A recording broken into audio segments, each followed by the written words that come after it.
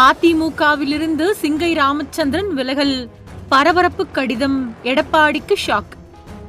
அதிமுக மாணவர் அணி மாநில செயலாளரும் முன்னாள் ஐடி விங் தலைவருமான சிங்கை ராமச்சந்திரன் அதிமுகவிலிருந்து விலகிறதா அறிவிச்சிருக்காரு.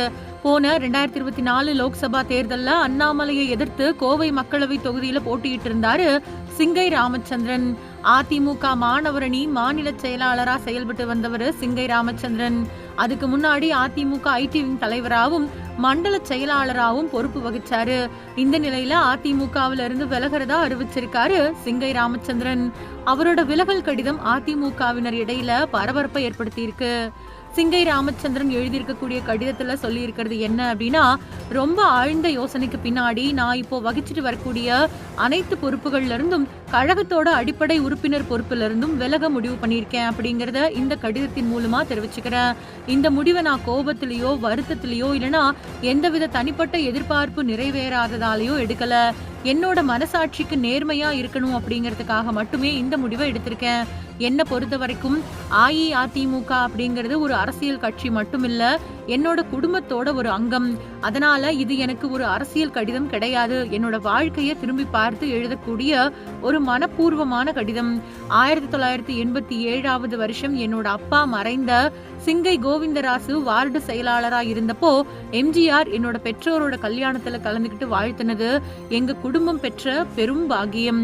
எனக்கு ஜி ராமச்சந்திரன் அப்படின்னு பெயரை வச்சது ஜெயலலிதா. ஒரு சாதாரண மில் தொழிலாளியா இருந்த என்னோட அப்பா சட்டமன்ற உறுப்பினரா உயர்த்தினதும் ஜெயலலிதா தான். என்னோட அப்பா திடீர்னு மறைஞ்ச பின்னாடி என்னோட தாய் எல்லா சிரமங்களையும் தனியா எதிர்கொண்டு என்னை நல்ல கல்வியோடையும் உயர்ந்த பண்புகளோடையும் வளர்த்தாங்க.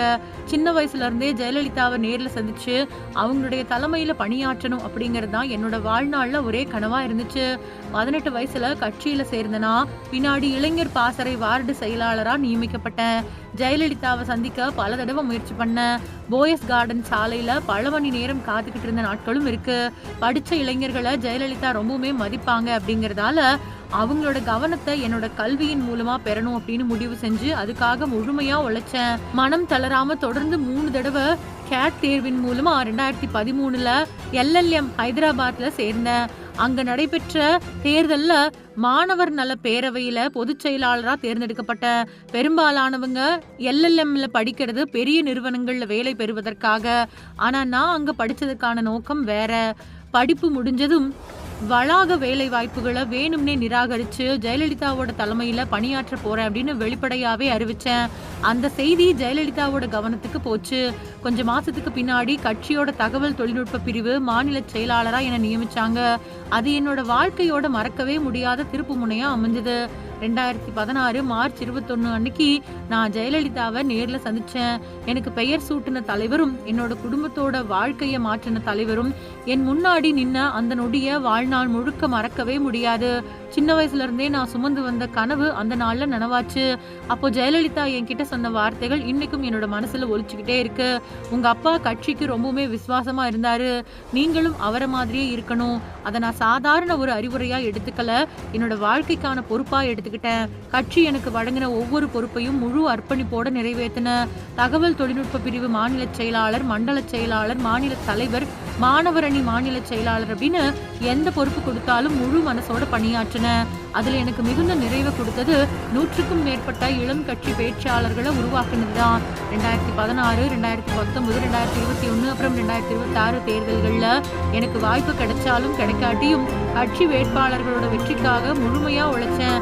2024 மக்களவை தேர்தலில் கடைசி நேரத்துல என்ன வேட்பாளரை அறிவிச்சப்பவும் அரசியல் ரீதியாகவும் தனிப்பட்ட முறையிலையும் பொருளாதார ரீதியாகவும் என்னால முடிஞ்ச எல்லாத்தையுமே செஞ்சேன்.